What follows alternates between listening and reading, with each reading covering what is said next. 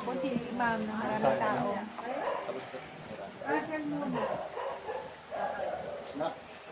Sabi na ako, pati may media pa. Pambilya, no? Ba't may media pa po?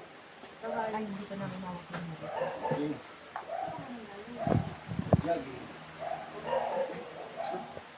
Ayos, tutasan ko namin kayo. Tumakulaan ka na eh.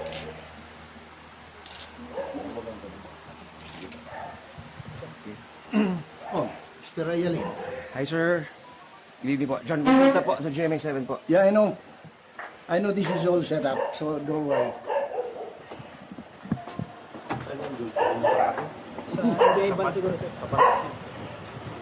Did you expect this to happen? No, I was ready to post my bail kanina. Opo. Kaya lang, wala pang warrant kanina eh. Okay. That's why I'm surprised they have a warrant tonight. The judge was not supposed to be in the office kanina. Okay po. And it was supposed to be a bailable, hindi siya nakalagay dito, non-bailable.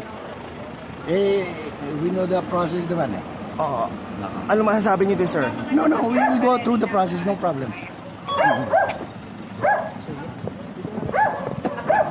Ingat sir, ingat sir. Ingat sir. Oo, sige.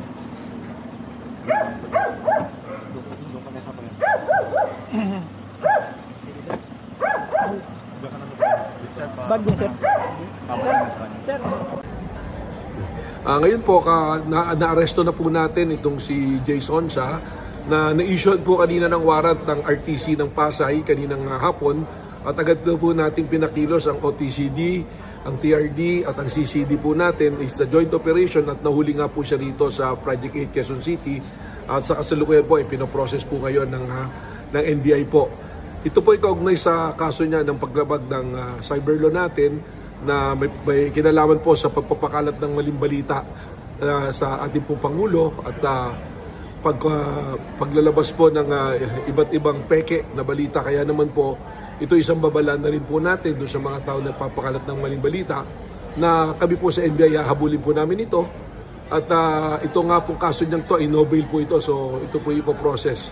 At dadali po natin sa korte kung sino nag-issue ng kanya pong warrant of arrest.